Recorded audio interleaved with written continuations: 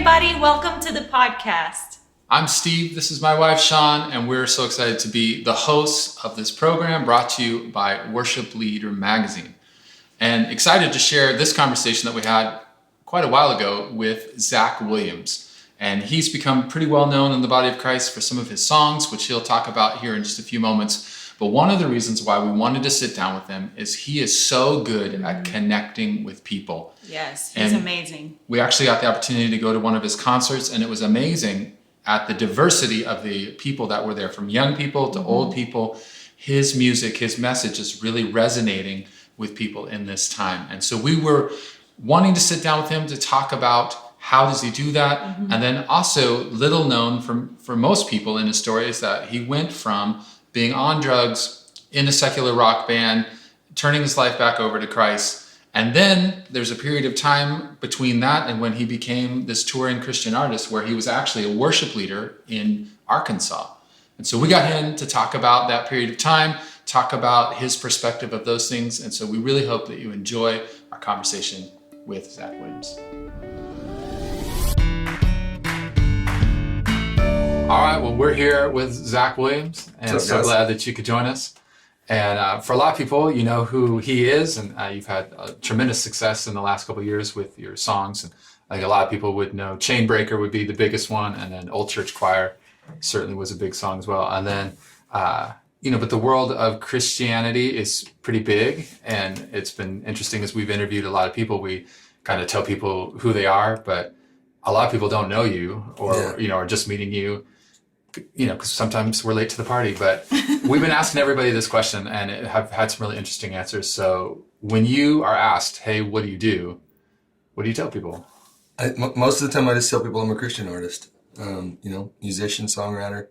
And they're kind of like, oh, so what do you write? And usually when I name a song, Chainbreaker, Old Church Choir, they're like, oh, you're that. And I'm like, yeah, you're that guy. And so that's kind of an icebreaker for me. And then, a lot of times I can just share people with what God's done in my life and things like that. So it's been pretty cool. That's awesome. Yeah. So would you say, now that you're an artist, like, do you have like a mission or a message that would be like, this is what I feel called to do? Yeah. I mean, I think just for myself, like, just in, just the freedom that I found in Christ over the last few years, something that I totally misunderstood growing up in church. I grew up as a kid with this very legalistic idea and view of God, like that he just sat on a throne all day with his arms crossed, shaking his head at me. And it really wasn't until, honestly, I had children of my own and realized just how much I loved them, and just realized that the love that Christ has for me is, even more than that. And that he's always going to give me a second chance no matter what I do. And I think for me, when I realized that I don't have to have it all together and I don't have to be perfect, like God knew who he was, who he was creating when he made me. And that's why he sent Jesus to die. Like, I think for me, like when I finally got a grasp on that and realized, man, there's a lot of freedom in that, knowing that I don't have to try to be perfect. Like, I can still be a Christian and mess up. That's really been my message in a lot of my music, and there's a lot of people that struggle with the same things that I've struggled with through the years, and we have similar stories. So I feel like just letting people know that the freedom that there is in Jesus is kind of been my mission. Yeah.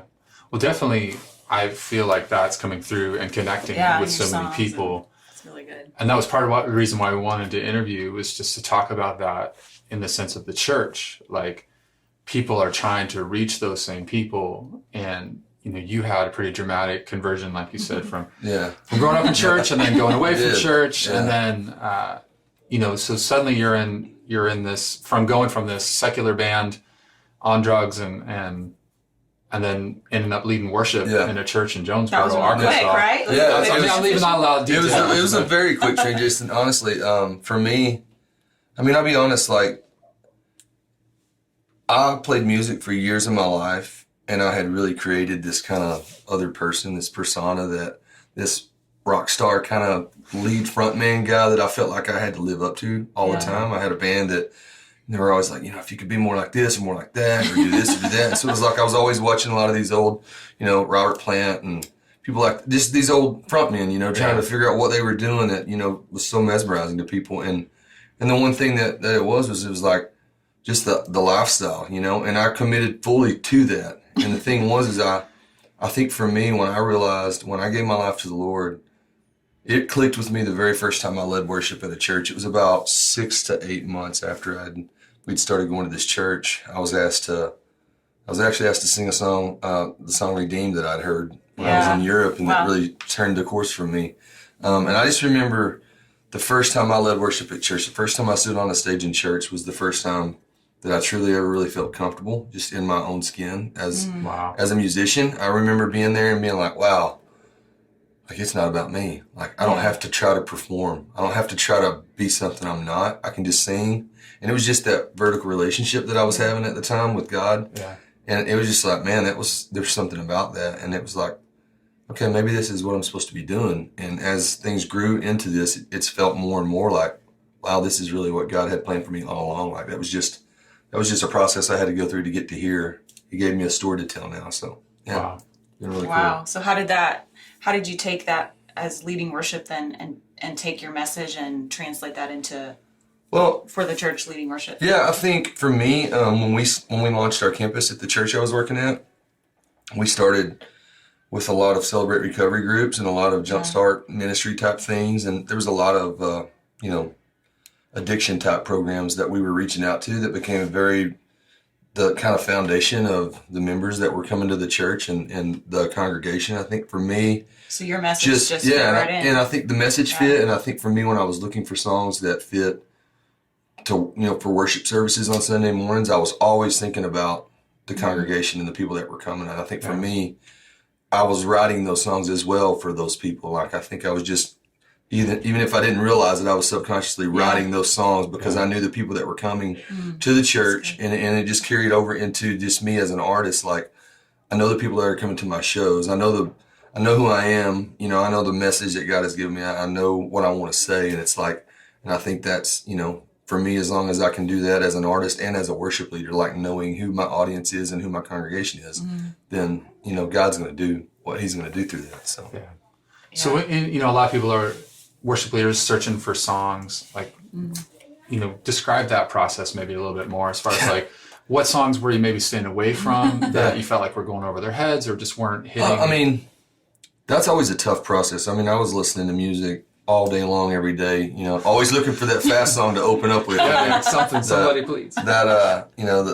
But yeah, I don't know if there were anything that I tried to stay away from. If anything, I was trying to do something that, maybe somebody else wasn't doing. Yeah. And definitely in our church, like I was in a very, not really traditional, I wouldn't say. We were a Southern Baptist church, and we had, we had a lot of, we had really good music in the church, but I think whenever I come in, to be honest with you, it kind of shook a few things up because they were like, how's this? Who is this guy? You don't how fit them all. How does he come in and a year later he's leading worship at the church? Yeah. But man, it was just such a God thing that he had done in my life. And I think they just were like, you know what? We're going to let you pick and choose the music that you want to choose.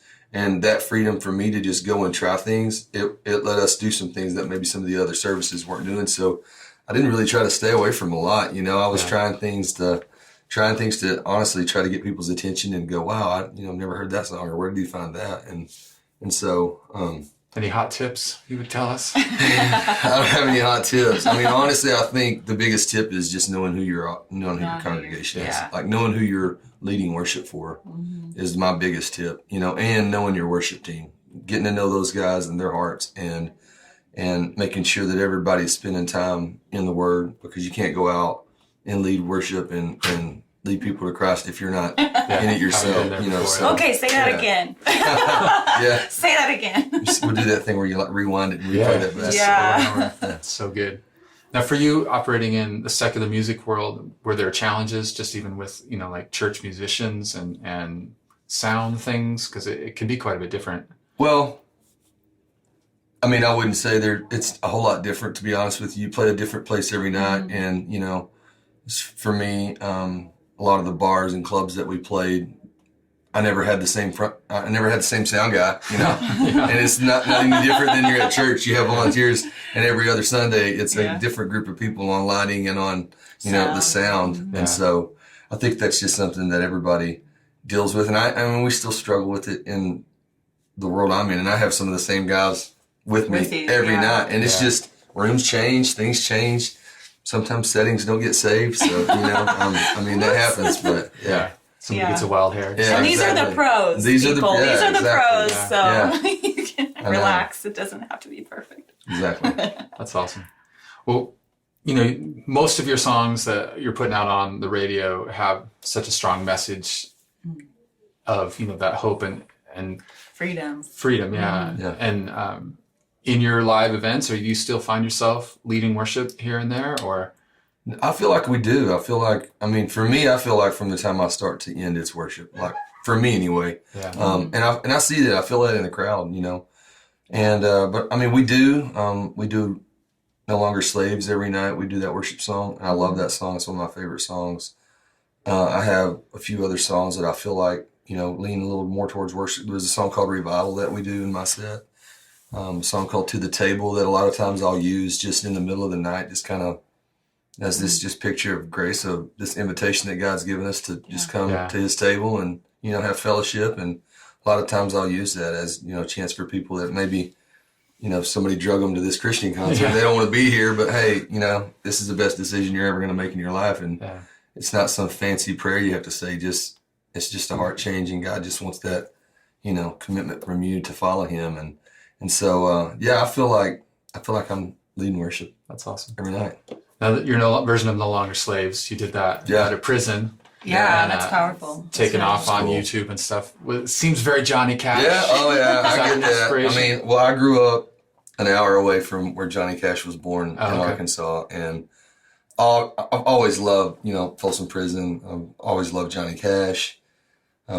Obviously, I think his message when he went into the prison was kind of a little rowdier than mine was. I wanted to go in and really give this message of hope. Me and my wife got involved in a prison ministry about 7 years ago, and for me, it was a real turning point, and just God kind of really showing me who I was in him and what he wanted me to do with my life. Like, I was kind of on a 6-month break after I gave my life to the Lord. I hadn't been playing music.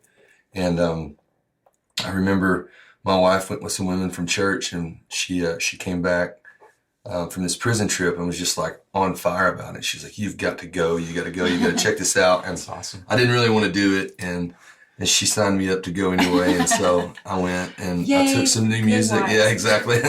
I took some new music that I was writing, and it was just an eye-opening experience for me. And I felt like God showed me that this is the music and the people and the places that he has for me to be at.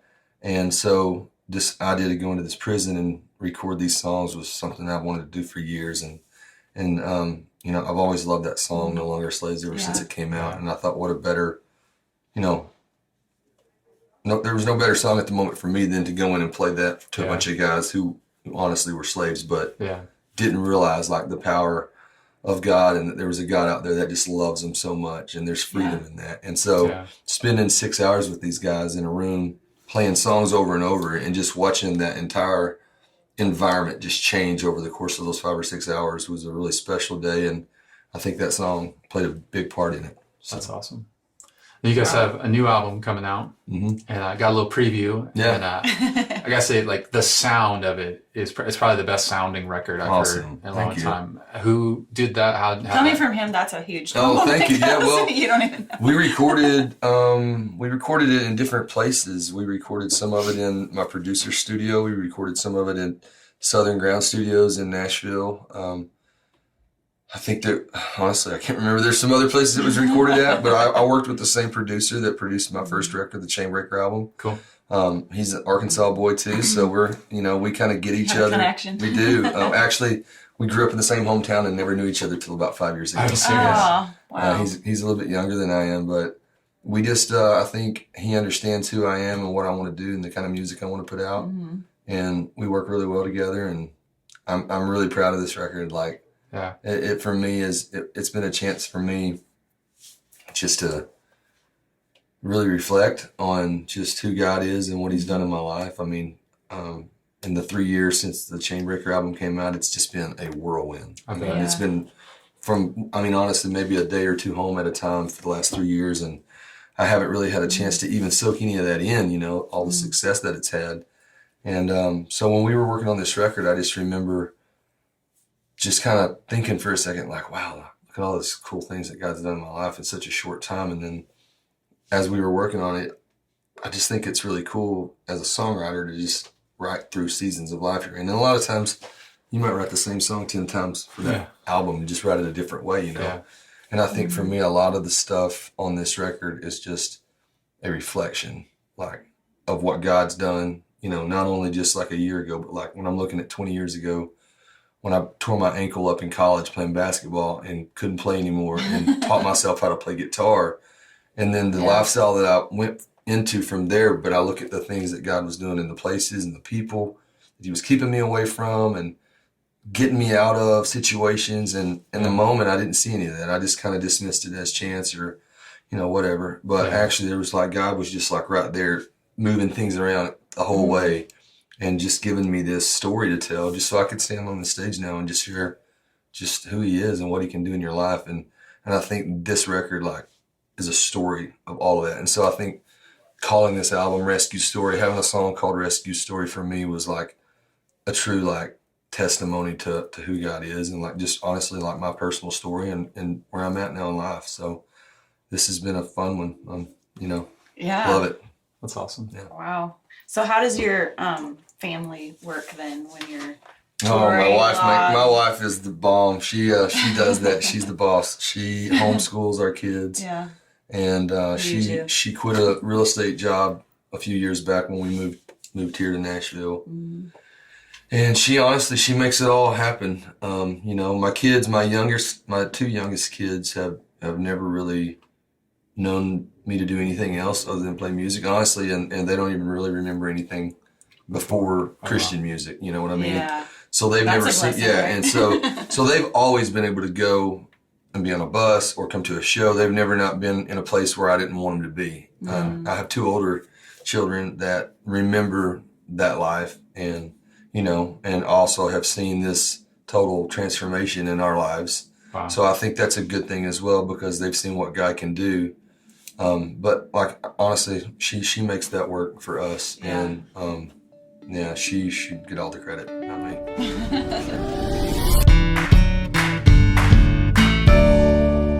We will be right back with Zach Williams telling you about his worship fail.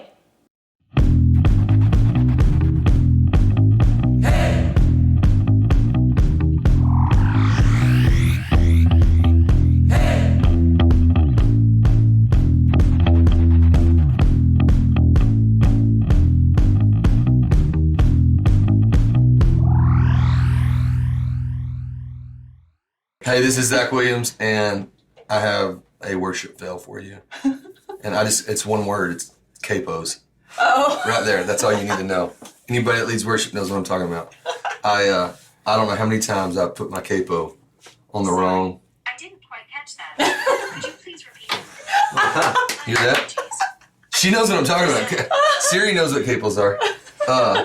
Seriously, like, that's what I said. Seriously, she gets that. But anyway, starting a song in the wrong key and then luckily having a band that's good enough to realize, oh, he just started that a half a step lower, like everybody moved down. And like I've done that a couple times. And then I've done it a few times where didn't have a band that knew to do that. And they were all playing in the other key. And I'm still hammering down in, you know, that one, and it sounded really weird. So, yeah, awesome. wow. Yeah.